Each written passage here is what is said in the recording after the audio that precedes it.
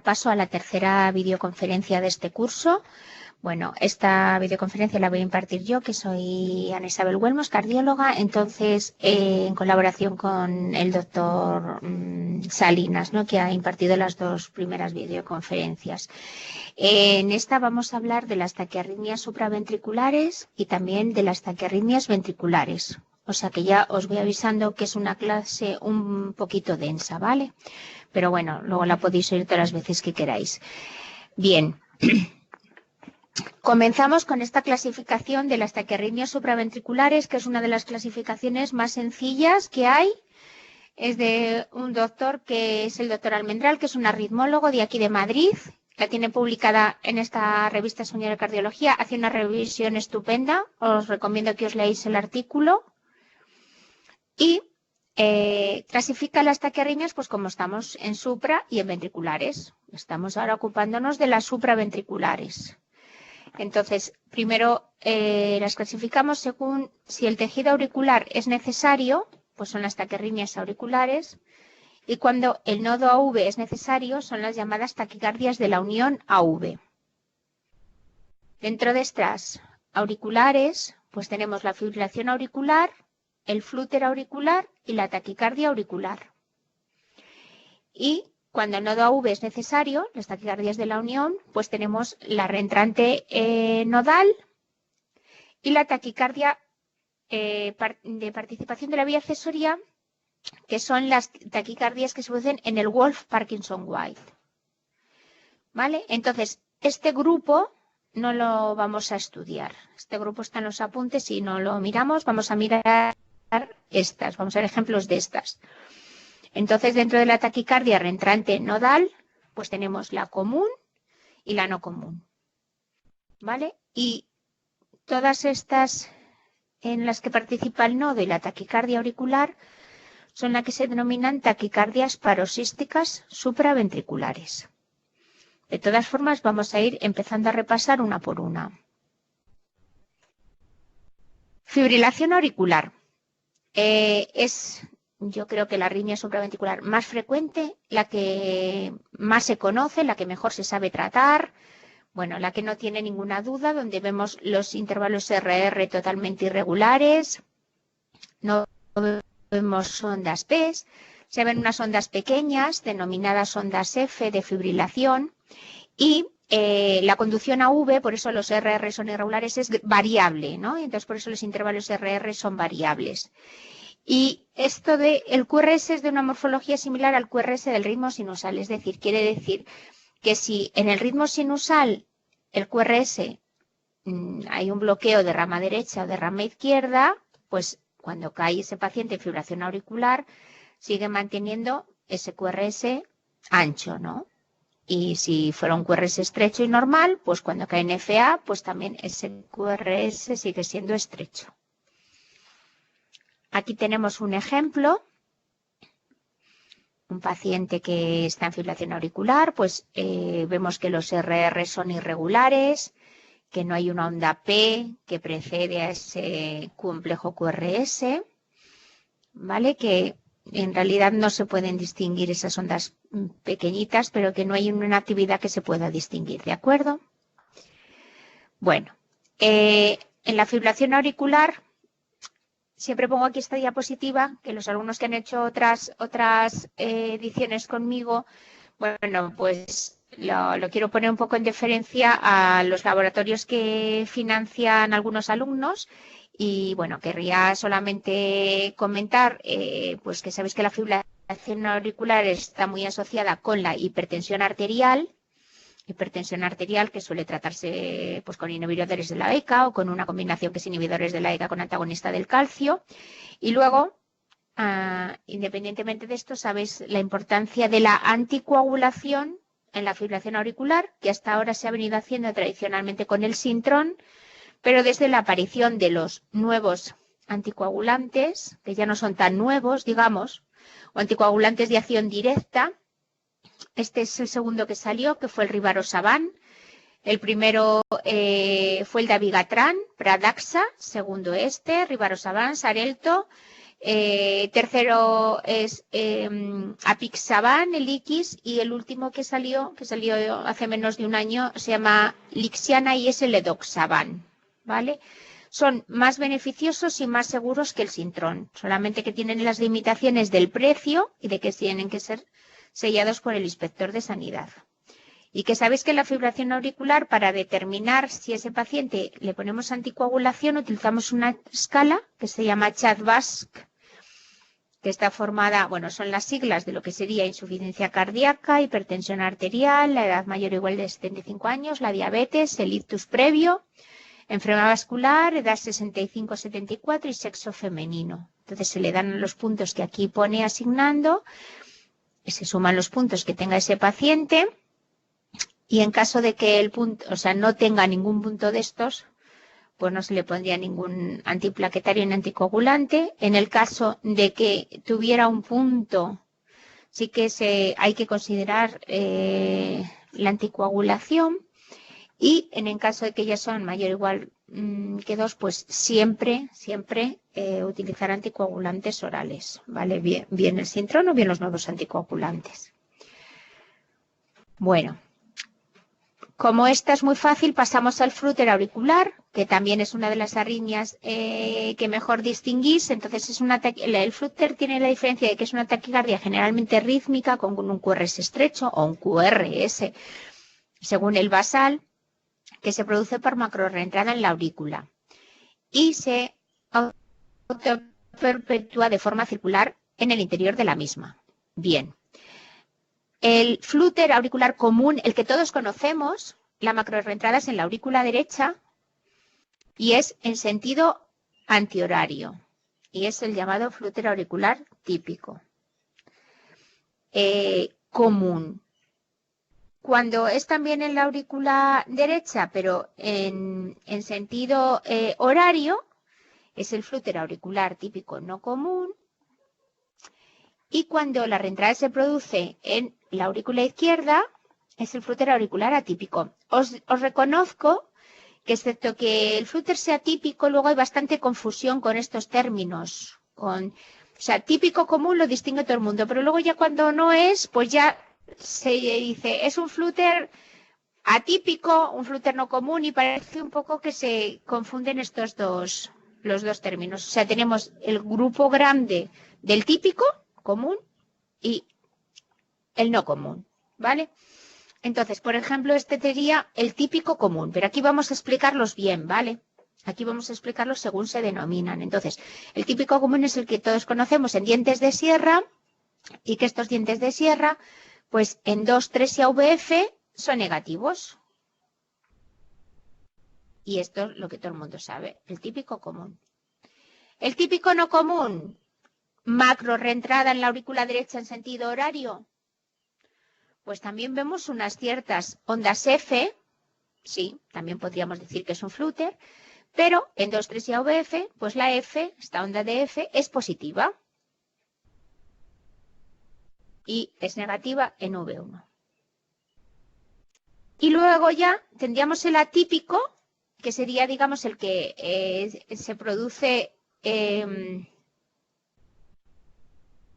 típico, ¿no? Flúter atípico, el que se produce en la aurícula izquierda. Bueno, y entonces aquí, en realidad, me pregunta alguien, pero ¿y entonces esto no podía ser una fibración auricular? Bueno, pues sí, hay veces que esto, si miramos la tira, pues sí que vemos que las ondas estas F son un poco más grandes, se distinguen un poco más que las de la fibrilación auricular, tiene una cierta ritmicidad dependiendo de la conducción, ¿vale? Pero hay un truquito, y es que miréis en V1, y en V1 se ven estas muesquitas que son las ondas F de flúter que van a 300, y esto no lo hay en la FA, ¿vale? O sea que os valéis de este truquito, pero si también esto viene a la urgencia, y esto antiguamente a veces decíamos, esto es un fibriloflúter, que ya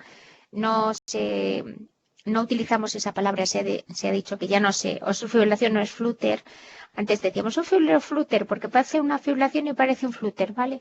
Bueno, Lo que quiero decir es que en realidad estamos ante una arritmia caótica que hay que anticoagular, que si está bien controlada hay que revertir, si está bien controlada la frecuencia cardíaca no hay que hacer nada, o que viene muy rápida y hay que frenar, ¿de acuerdo? Es decir, que a efectos prácticos este apellido, pues bueno, el que sepa verlo, pues bien, y el que no, pues que lo sepa tratar. Mirad, otro flúter auricular atípico. Pues cualquiera me dice que si ve esta tira en 2, ¿dónde ve un flúter? Diríamos, pues es una fea. Es verdad que hay una cierta ritmicidad. ¿Veis que aquí estos RR son rítmicos? No hay ondas P's. Pero ojo, mira, nos vamos a V1 y es lo que os he dicho, las muesquitas. ¿De acuerdo? Muesquitas muy típicas de flúter auricular. Y como no es el típico, pues es un flúter atípico. Bien. Ya la cosa se va complicando más porque vamos a pasar a la taquicardia auricular. La taquicardia auricular se origina en el músculo auricular y no precisa del nodo AV ni de los ventrículos para su mantenimiento. Entonces, hay ondas P con frecuencias que oscilan entre 100 y 240. Y la onda P tiene diferente morfología y eje eléctrico que la onda P sinusal. Y las ondas P suelen estar más cerca del QRS siguiente que del previo. ¿Vale? Iros quedando con esto y el QRS es estrecho, a no ser que haya un bloqueo de rama. A ver, hay veces que es difícil saber si es una taquicardia paroxística supraventricular, auricular o intranodal. Y lo que decimos es, bueno, pues ante la duda diagnóstica se puede llevar a cabo maniobras vagales, siempre masaje del seno canotidio previa auscultación, no hacerlo de los ojos, lo de los globos oculares, a lo mejor ya ni siquiera sabéis que existe, pues no hacerlo, por riesgo de desprendimiento de retina, o bien administrar adenosina endovenosa. Entonces, cuando hay una taquicardia auricular no se quita, se bloquea el nodo y aparecen unas ondas, podemos ver ondas P ocultas, y mientras que si es una taquicardia intranodal, la adenosina sí interrumpe la arritmia. Y si es una taquicardia auricular, la adenosina no interrumpe la arritmia. Es decir, que si ahora hacemos un ejercicio de abstracción, sabemos todos dónde está el nodo sinusal, y es donde el nodo sinusal, en la zona de la aurícula derecha, donde se produce el impulso. Bueno, pues una taquicardia auricular es un foco que hay en alguna parte de la aurícula que no es sinusal.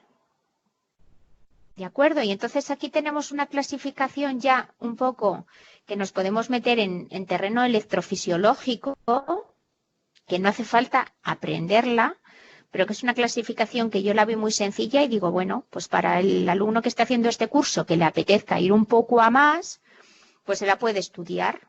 Entonces, en esta gráfica nos ayuda a que una vez que tenemos esa taquicardia y hacemos un electro de 12 derivaciones, viendo cómo es la onda P, sabemos en qué lugar de la aurícula se produce el impulso que da lugar a esa taquicardia auricular. Y entonces hay un algoritmo que empezamos diciendo, miro en AVL, la P es negativa o isoeléctrica, y si digo, vamos a decir, no, bueno, pues si no es, esa taquicardia auricular se está produciendo en la aurícula derecha. ¿Vale? Y a continuación miro en 2,3 y AVF. Si en 2,3 y AVF las ondas P que estoy viendo auriculares son negativas, ese foco está muy abajo de la aurícula. Y cuando se despolariza la aurícula, es como si fuera hacia arriba y por eso son negativas. Pero si en 2,3 y AVF son positivas, ese foco está muy alto, muy cerca del nodo sinusal, nos aparenta más, como si fuera un ritmo sinusal, ¿vale? Bueno, pues siguiendo este algoritmo igual, con la P negativa primero en AVL, sí, hacemos lo mismo en aurícula izquierda. Bueno, como os digo, esto ya es por si acaso yo quiero centrarme y profundizar en este tema y no en la urgencia, porque vosotros estáis en la urgencia y puede venir un paciente que viene con una taquicardia auricular y viene a 130, 120 y no es cuestión de saber en qué parte de la aurícula se está produciendo, es solamente si queréis hacer una fotocopia o una foto de ese electro y luego estudiarlo y ver si coincide y dónde es, o cuando ese paciente luego vaya a hacerse un estudio electrofisiológico, pues a ver si acertáis dónde está el foco, ¿de acuerdo? Aquí, por ejemplo, tenéis una y a veces sumamente difícil, ¿eh? Porque yo, por ejemplo, ahora veis este electro y lo que sí veo es que veo dos cosas claras, que va muy rápido, que va a 150, los QRS son estrechos, me tranquilizo, es supraventricular, y no veo ninguna P delante del QRS. No es sinusal. Este ritmo no es sinusal. ¿Eh? Y ahora y podéis decir, pues, es que no sé ni si es auricular o si es intranodal. Vamos a poner, es que así, a simple vista, de verdad, pues nada. Maniobra de la adenosina. Que revierte a favor de intranodal no común. Que no revierte es una taquicardia auricular, porque se abriría y veríamos las ondas PES que van por ahí, las ondas PES del foco ese auricular que no estamos aquí distinguiendo bien, que estamos distinguiendo aquí, como veis, pero que tiene que haber otra por aquí metida. ¿De acuerdo? Bien, tenemos una que a lo mejor por ser más lenta lo vemos mejor. Esto es una taquicardia auricular que también conduce 2-1. Que por ejemplo aquí en la tira vemos las dos, ¿eh? Y conduce una de ellas, ¿vale? Y podéis decirme, pero ¿y esto no es sinusal? Bueno, primero estamos viendo dos P's, pero luego en AVL aquí vemos que la P esta es negativa y por definición las ondas P's no son nunca negativas. ¿De acuerdo? O sea que esto nos hace ya sospechar. Bien. Ahora pasamos ya a las taquicardias de la unión aurículo-ventricular. Entonces, estas que necesitan el nodo aurículo-ventricular para perpetuarse. Tenemos la intranodal o bien la reentrada V, que es cuando hay una vía accesoria, que es lo que hemos dicho antes que no íbamos a tocar. Dentro de la intranodal, la más frecuente se produce dentro del nodo auriculoventricular, que está dividido en dos vías, una vía lenta y otra vía rápida. Lo más habitual es que la actividad baja por la vía lenta y sube por la rápida. Y en ella la activación de los ventrículos y de las aurículas es prácticamente simultánea, por lo que no se ve la P o provoca deformidades en el QRS, que lo diferencian del QRS normal. Es decir, la taquicardia se produce aquí y entonces se despolarizan las aurículas y los ventrículos a la vez. Y como prácticamente es a la vez, pues la onda P no va antes del QRS, sino que está o dentro del QRS o justo al finalizar creando una pequeña muesca en el QRS. ¿De acuerdo? Y las de reentrada, que es lo que llamamos una vía accesoria extranodal. La forma más frecuente, cuando tienes un, vamos a decir, de base, y esa persona tiene una taquicardia supraventricular, es la ortodrómica, donde la conducción es por la vía normal, ¿vale? Y entonces tú estás viendo una taquicardia con una morfología del QRS normal, no preexcitado. Y eso se llama ortodrómico. Y sube por la vía accesoria. Vale. Seguimos. La taquicardia reentrante nodal es la taquicardia supraventricular más frecuente. Acordaros de la clasificación que os he puesto del doctor Almendral. Había un grupo de taquicardias paroxísticas supraventriculares que comprendía la auricular, las intranodales y las de vía accesoria. Pues estas intranodales son las más frecuentes, 75%, con lo cual son los que más nos vamos a encontrar en las urgencias y en la clínica. Entonces, intranodal, reentrada de la unión AV, reciprocante de la unión, y es más frecuente en mujeres. Y dentro de estas tenemos la común y la no común. Y la común es el 80-90% de estas, o sea, que es lo que más nos vamos a encontrar. Y la nodal no común, atípica o rápida lenta, es un porcentaje muy pequeño y es menos frecuente, muy poco frecuente. En la común, el impulso baja por la vía lenta y sube por la rápida. Y en la no común, el impulso baja por la vía rápida y sube por la lenta. Entonces aquí tenemos la reentrante nodal común, que hemos dicho que la taquicardia se produce en el nodo AV. Entonces se despolarizan las aurículas y los ventrículos a la vez, con lo cual la onda P estaría por aquí dentro del QRS. No la vemos. No hay onda P, no la vemos, porque está por aquí dentro o justo al finalizar V1, que se veía una pequeña muesca. Un patrón de pseudo R1 en V1. O una pseudo S en derivaciones inferiores. ¿De acuerdo? Entonces, estas son las que ceden bien con adenosina. Vale. Y ahora tenemos la reentrante nodal no común. En este caso, la onda P sí que aparece mucho más tarde que el QRS.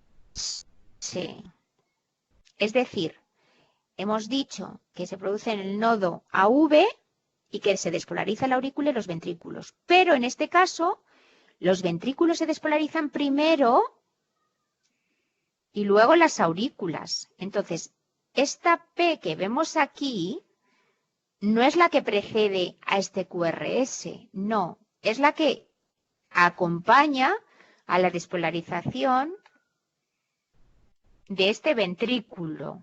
Y esto es una P que se llama una P retrógrada. Y como esta P está tan separada del QRS anterior, por eso se llama de RP largo. Y esto, quedaros con él en la mente, porque es que muy pocas, es más, es que hay solo un electro por internet, que es este.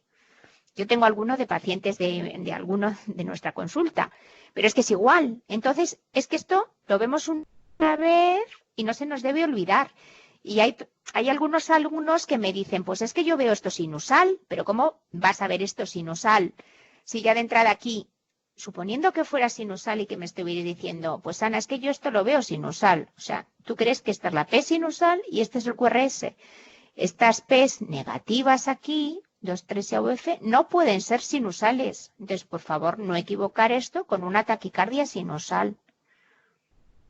De acuerdo, mira, no os voy a decir que ahora me digáis, es una reentrante nodal no común de RP largo, vale. Podéis decirme hasta incluso una taquicardia auricular, pensando que hay un foco auricular, como hemos explicado antes, que luego da lugar a este QRS, ¿de acuerdo? Pero no me digáis nunca que es una taquicardia sinusal, ¿de acuerdo? Bueno, pues con este electro que es muy bonito,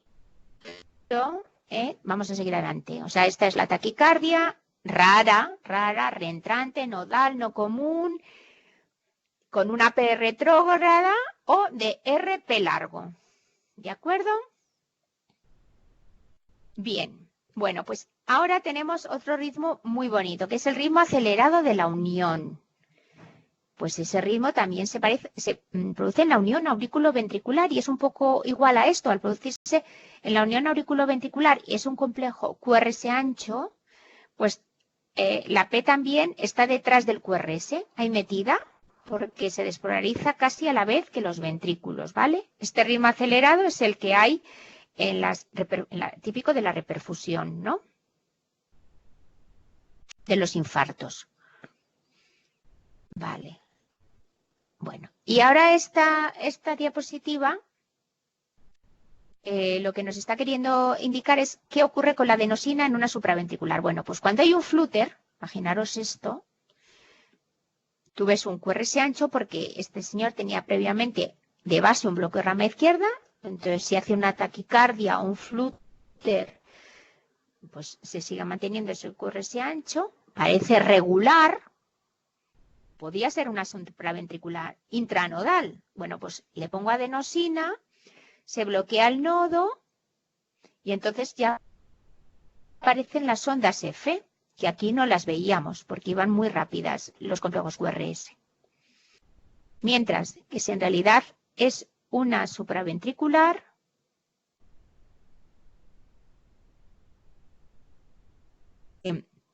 como podemos observar, ¿vale? En este caso, administramos la adenosina y entonces hay un bloqueo del nodo AV, se corta la taquicardia y aparece ya la onda P seguida de su complejo QRS. De acuerdo. Bueno, y esta es la última diapositiva de las taquicardias supraventriculares, ¿vale? Entonces, es un esquema que a mí me gustó mucho porque nos puede un poquito llevar a qué taquicardia estamos viendo. Entonces, mira qué fácil es. Estamos ante una taquicardia de QRS estrecho.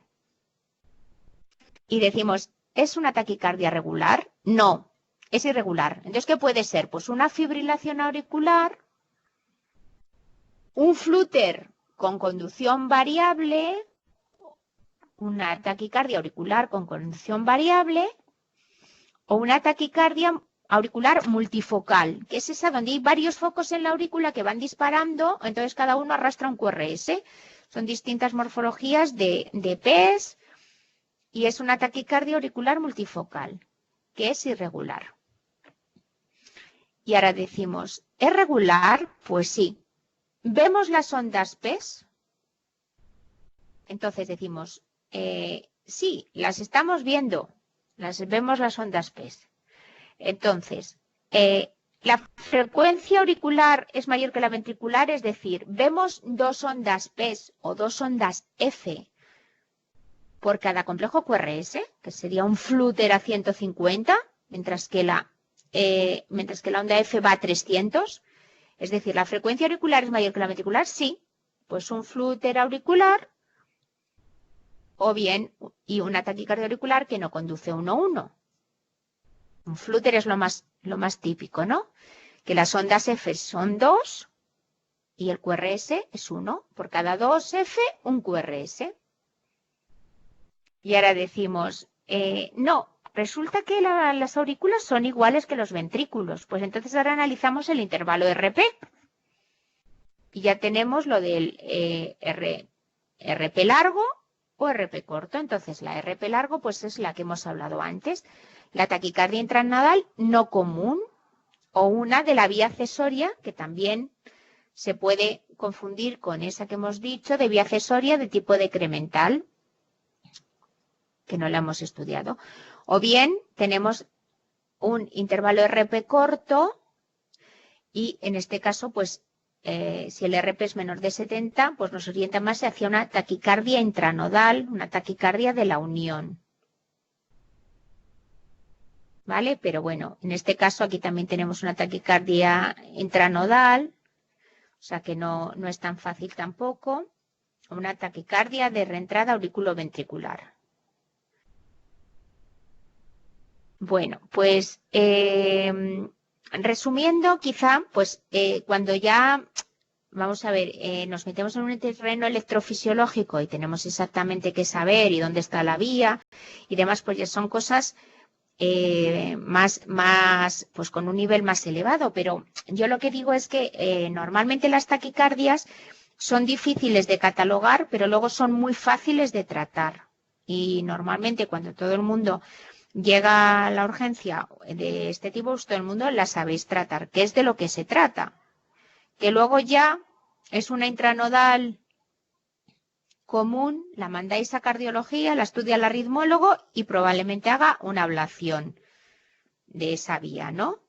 Pero que en el momento agudo, pues para las intranodales, adenosina, y para el tipo este que van a revertir, y para el tipo este, bueno, la fibrilación, si no está fibrilación auricular, si no está anticoagulada, hay que frenarla, y el flúter pasa lo mismo, si no sabemos de cuándo ha sido, que no sabemos a ciencia cierta si es de 24 horas, tampoco podemos cardiovertirla, ¿de acuerdo? O sea que solo frenarla.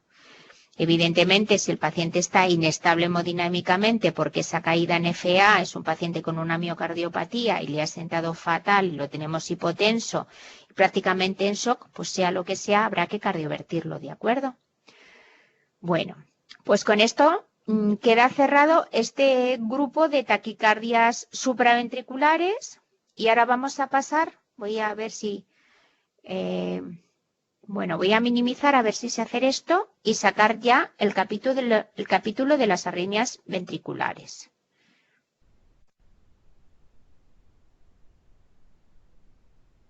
A ver, perdonadme.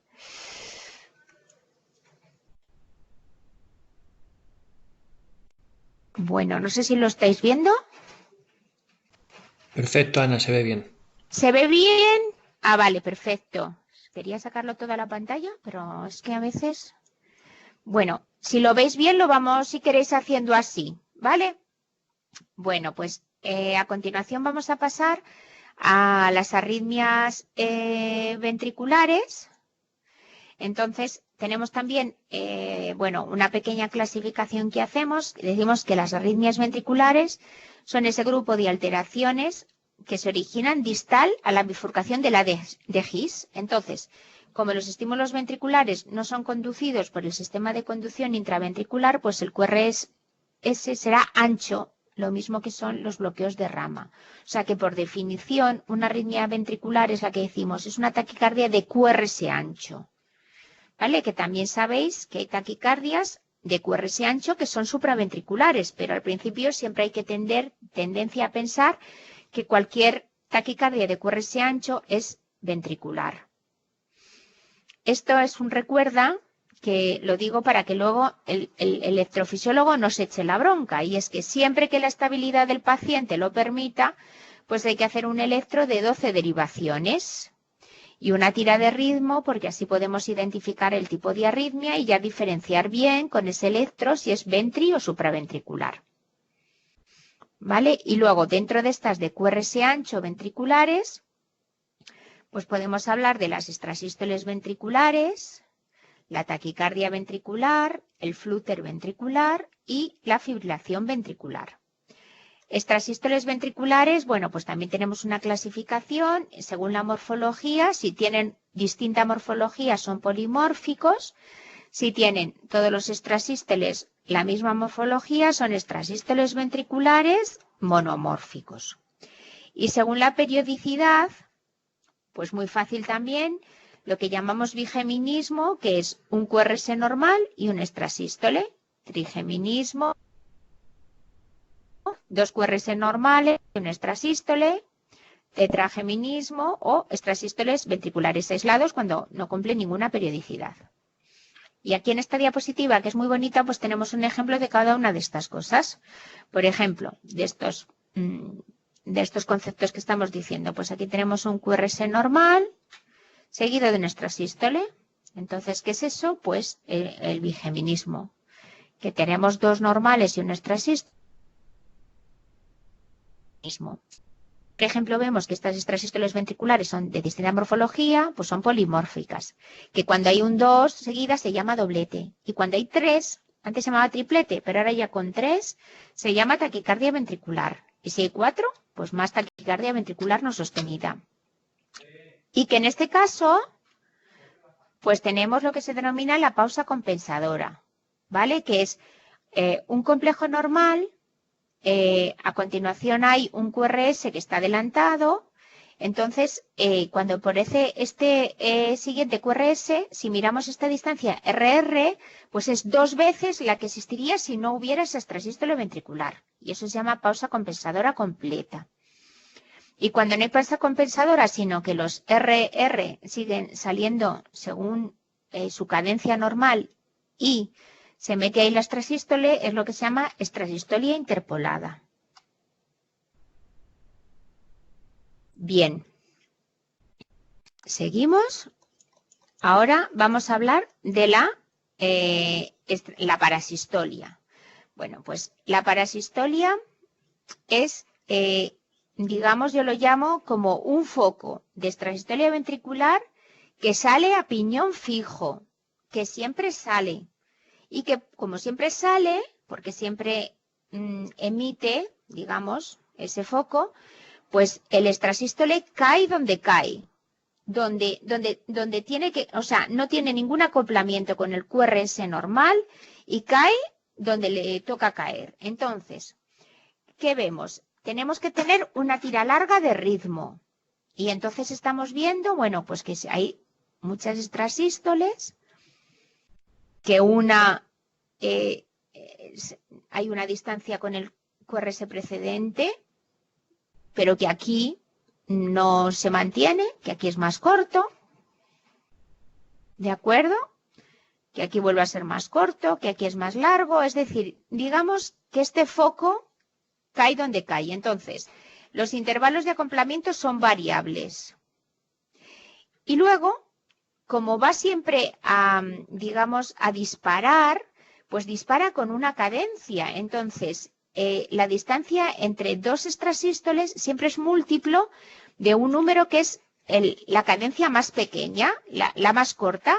Imaginaros que este foco dispara esta extrasístole y la siguiente que dispara ya está aquí, ¿vale?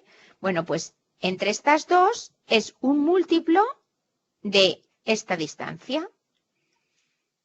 Los intervalos interectópicos son múltiplos de un denominador común. Y luego puede ocurrir también que como este latido cae donde cae porque va a piñón fijo, en algún momento dado cae sobre el complejo QRS normal. Entonces, lo que se producen son latidos de fusión. Que esto es lo que se llama la onda F. Y esto es llamada parasistolia y suele ser benigna, es benigna, ¿vale? A veces el electrofisiólogo hace ablación del foco de la extrasistolia, porque a veces el paciente está muy sintomático, o a veces incluso tanta extrasístole deteriora la función ventricular, ¿vale? Entonces es lícito, se puede hacer una ablación del foco de extrasistolia. Pero a veces es asintomático y no se va más.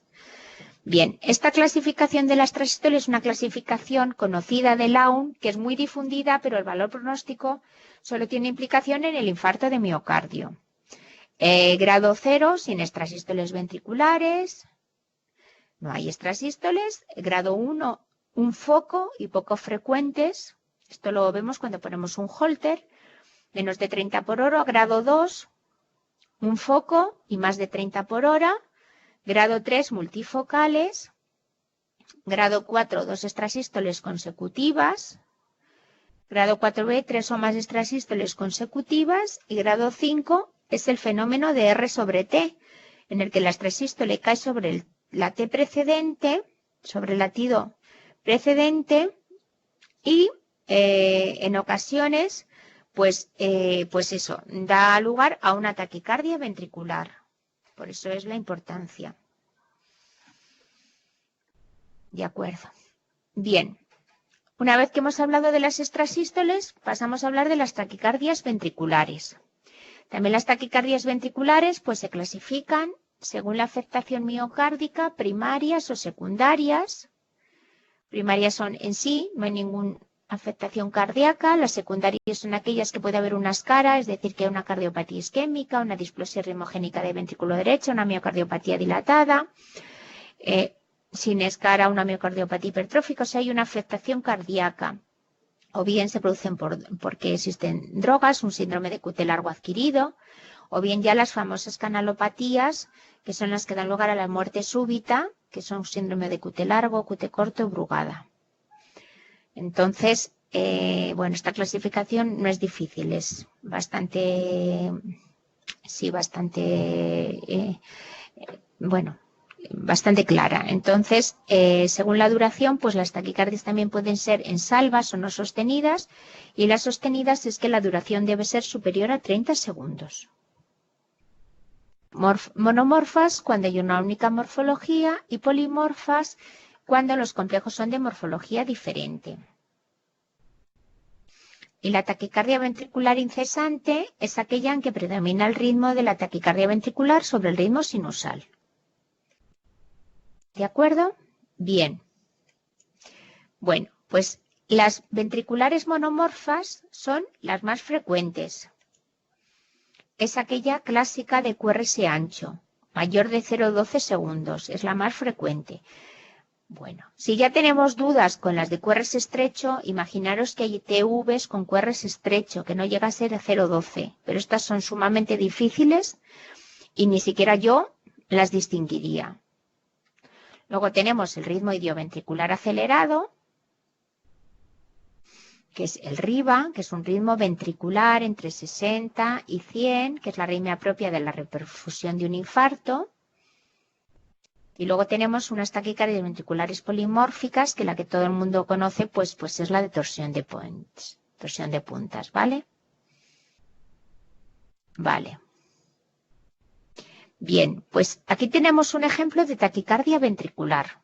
Es un complejo con un QRS muy ancho y en principio hay que recordar que la principal causa de una taquicardia ventricular monomórfica es la cardiopatía isquémica. Entonces, sobre todo la cicatriz cuando hay un infarto evolucionado, un infarto antiguo. Con lo cual, ante un paciente que tiene antecedentes de cardiopatía isquémica o de haber tenido un infarto, pues lo que hay que pensar primero es que esto es una taquicardia ventricular. Pero ¿qué? Unos ciertos parámetros, las cosas que nos puedan orientar a que esto sea ventricular. Bueno, pues los vamos a ver. Pues sí. Hay unos que sí y otros que no. Por ejemplo, la frecuencia. La frecuencia no orienta, porque hay taquicardias supraventriculares que son muy rápidas. Es decir, y otras ventriculares que son más lentas y que a veces, fijaros, hasta anécdotas os puedo contar muchas, porque hay hasta pacientes que tienen un desfibrilador puesto y está puesto que salte el desfibrilador cuando esa TV esté por encima de 170 y a lo mejor tiene una TV que está en 160, entonces no salta el desfibrilador. O sea que la frecuencia no indica, siempre dice, las más rápidas son ventriculares. Bueno, puede, pero no siempre.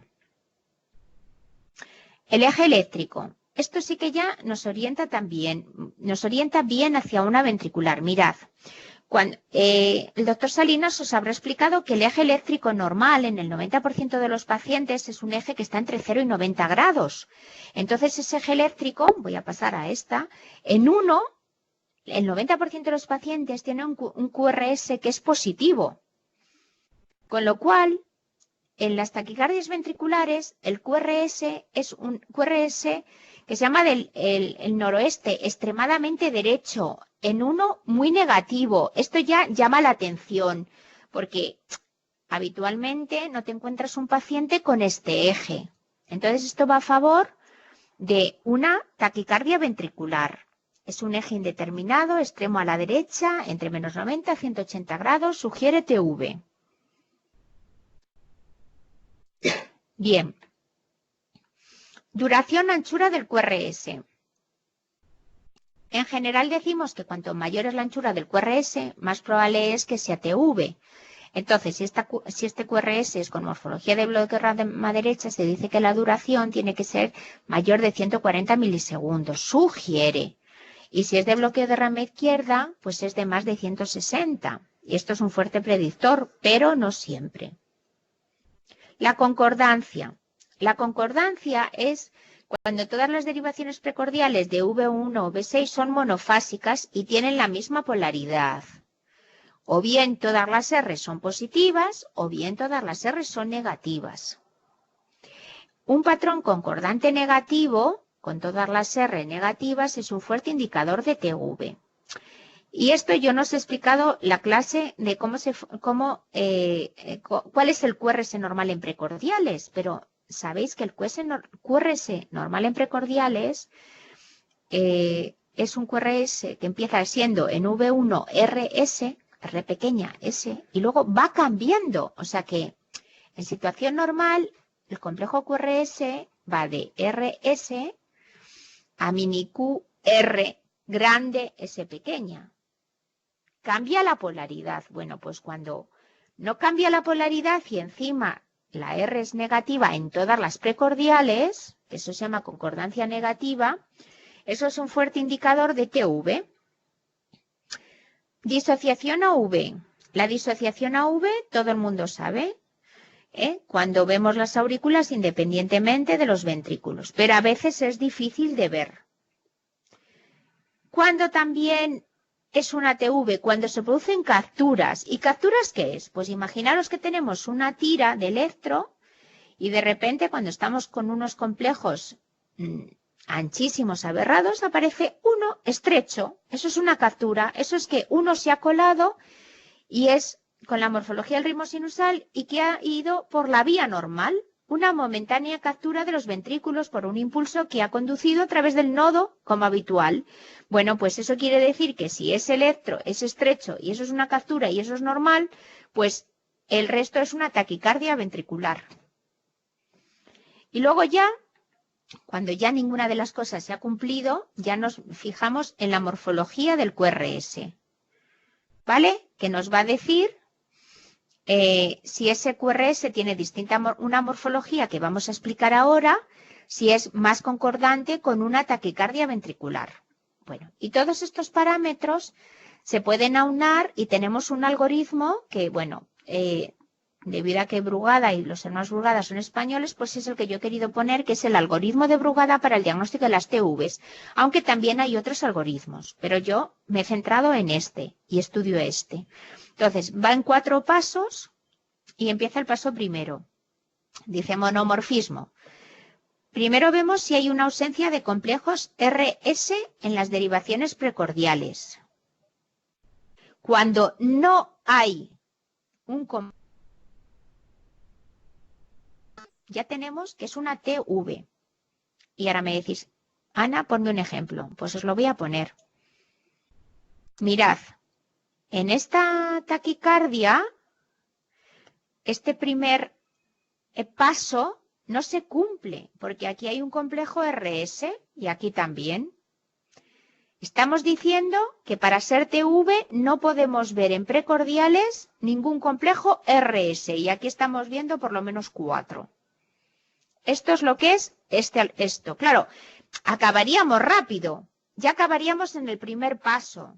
Es una TV porque no hay un complejo RS. Son todo complejos QS, pero por ejemplo en este caso que vamos a poner y en el que hemos puesto antes, hay complejos RS, con lo cual tenemos que seguir a otro paso más adelante. Si tenemos ese complejo RS, miramos la duración del RS. Es mayor o igual de 100 milisegundos. Si es mayor o igual de 100 milisegundos, es más a favor de una taquicardia ventricular.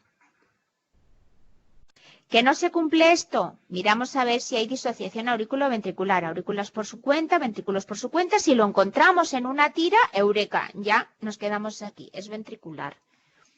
Pero si no somos capaces de encontrarlo, nos han dado un electro y yo tampoco veo la disociación, utilizamos los criterios morfológicos de patrones de rama. Y estos criterios se mantienen.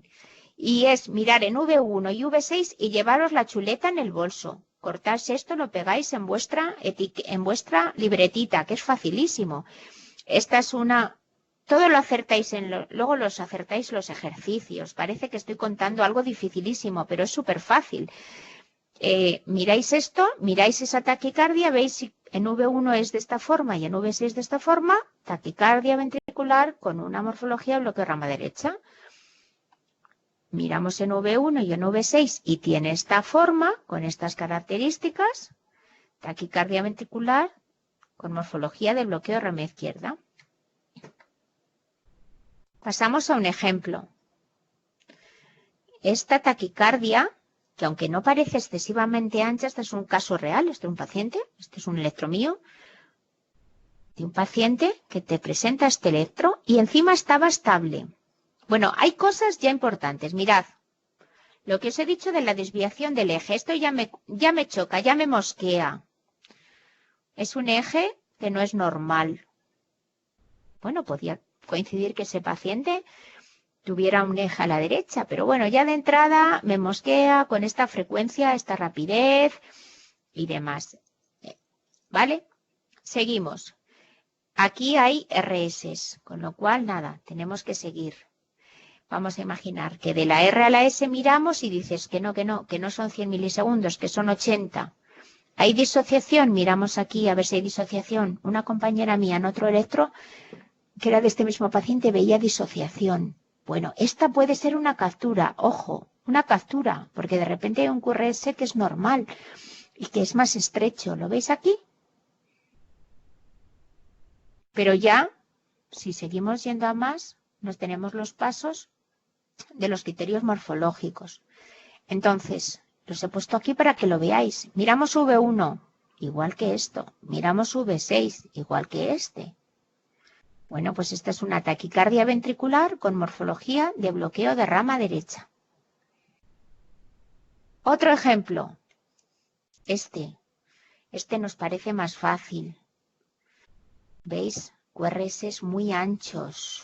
El eje ya ni te cuento, pero sobre todo son anchísimos.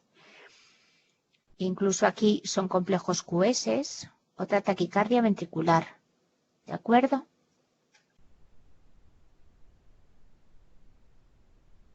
Quizá el algoritmo de Brugada es más como para estas taquicardias que son como más estándar, ¿no? Que te aparecen, a ver si es supraventricular aberrada, ¿no? Entonces, sobre todo si está el paciente hemodinámicamente estable. Pero en estas ya que el QRS es tan ancho que esto para nada parece que es una morfología que ya te da de taquicardia ventricular. Esto no, o sea, ante la duda, siempre esto es una TV. No vamos a pensar que es supraventricular, ¿vale?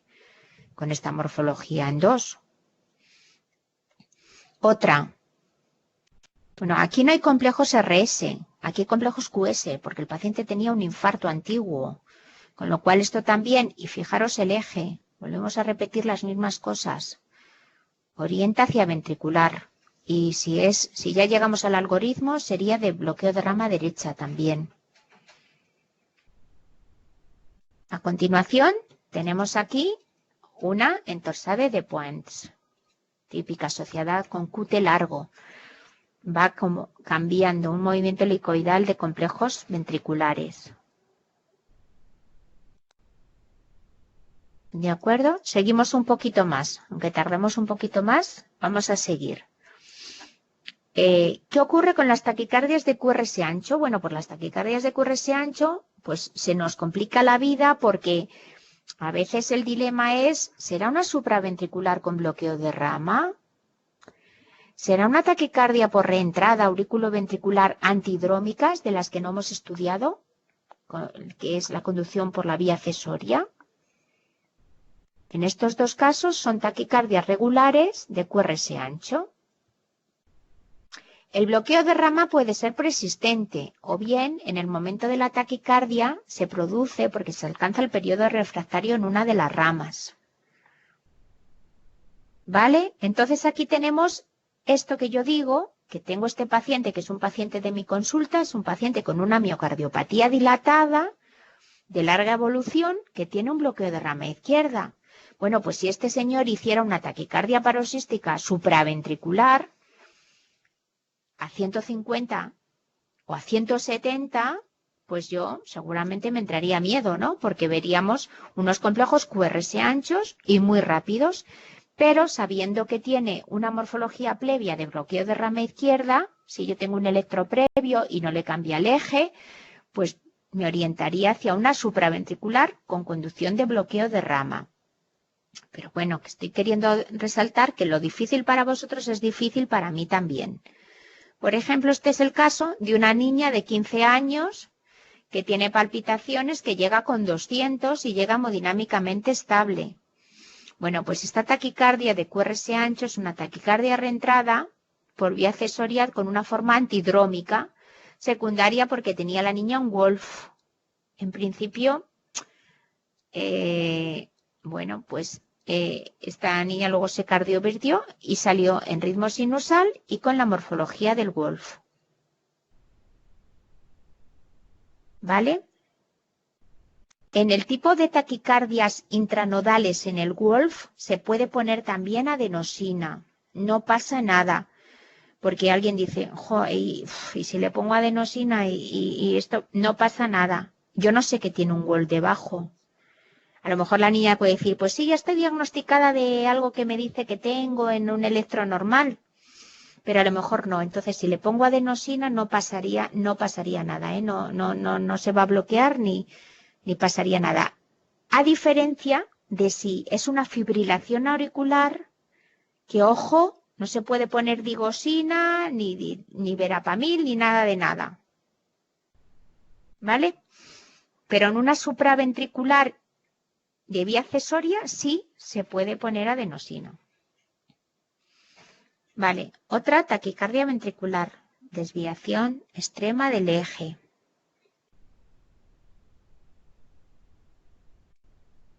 Seguimos. Ojo, porque ya este caso sería difícil. Un paciente con bloqueo de rama derecha y bloqueo de la subdivisión posterior de rama izquierda. Caso raro.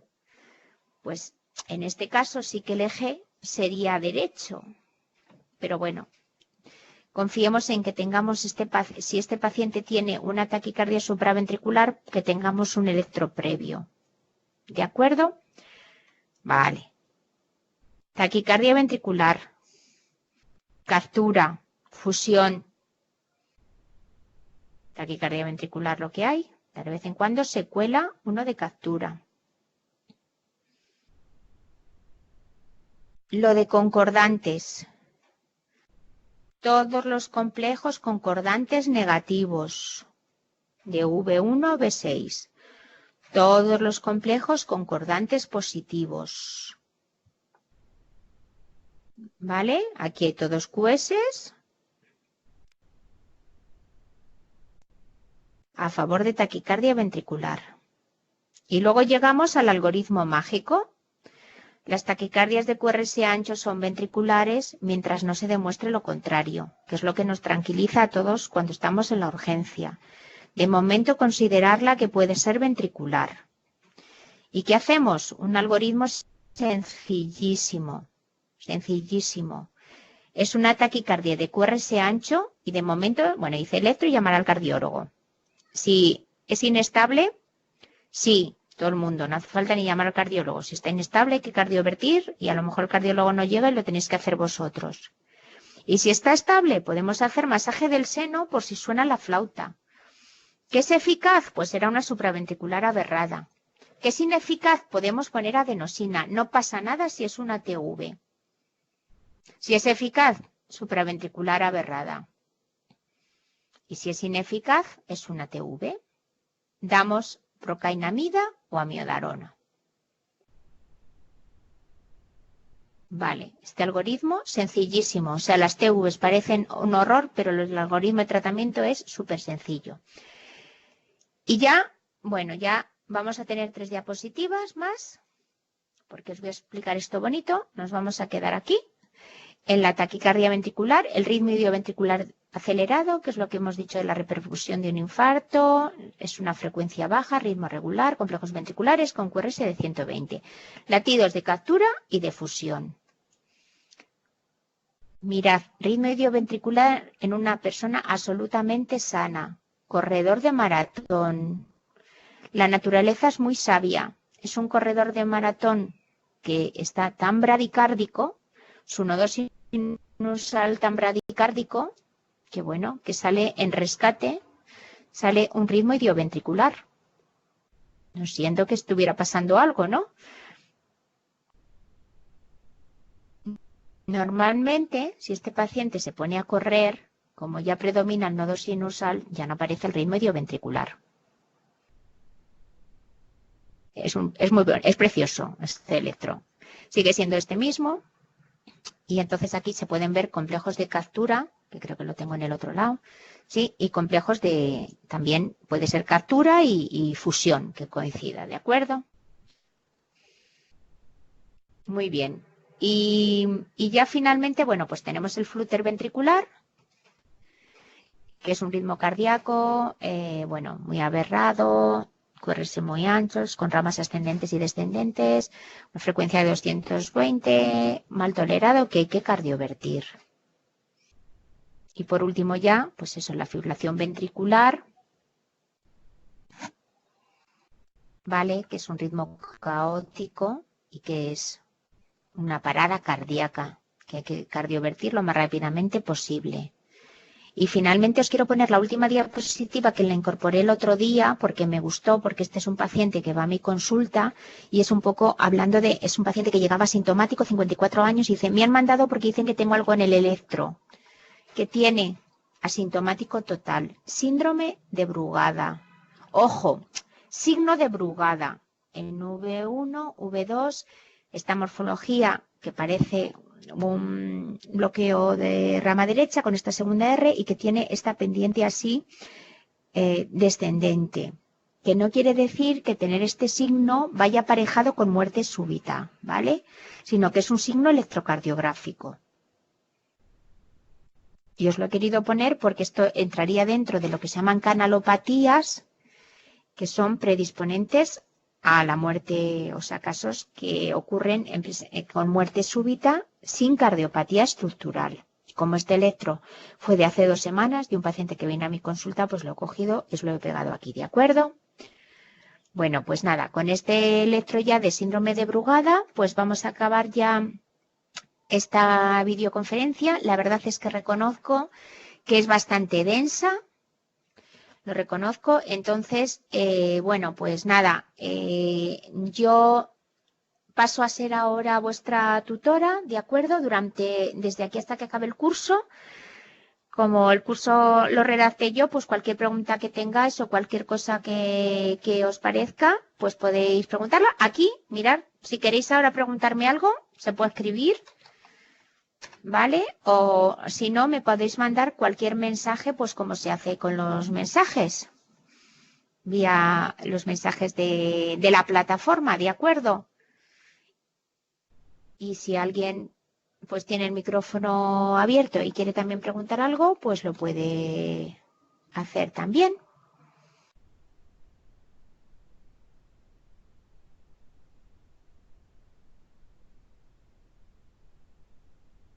Y pues nada, y si no tenéis nada más que comentar, pues os espero el próximo miércoles, también a las 5 de la tarde, que ya daremos la cuarta y última videoconferencia que se refiere a cardiopatía isquémica. Fabiola, ¿está escribiendo?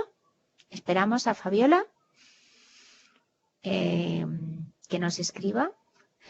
Y bueno, eso, que el miércoles próximo, que creo que es día 11, tenemos la videoconferencia que tratamos de la cardiopatía isquémica.